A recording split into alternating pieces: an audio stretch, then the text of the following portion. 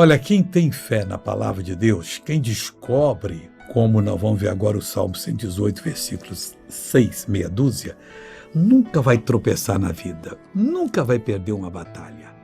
O que é que o salmista disse que vai nos dar essa força? Pega essa palavra para você.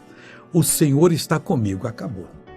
Não temas porque eu sou contigo, eu não quero saber de outra coisa. Eu posso estar passando pelo vale da sombra da morte.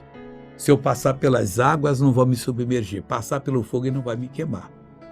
E por que eu vou ser vitorioso? Porque o Senhor está comigo. E diz mais aqui, olha, não temerei o que me pode fazer o homem. Não adianta.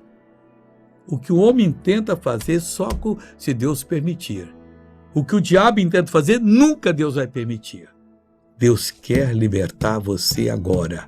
Eu vou pedir agora para você observar esse testemunho, em seguida eu vou orar com você. Por favor.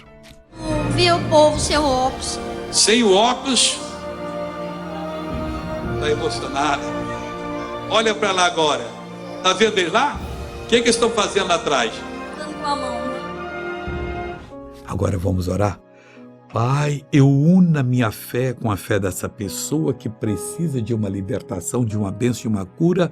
E Deus, eu suplico por ela agora e vou usar a autoridade que o Senhor tem me dado e o Senhor vai abençoar. Eu repreendo todo o mal que está nessa vida e eu digo, mal, vai embora, tem que sair, em nome de Jesus Cristo. E você diz, amém, eu creio. Bom dia.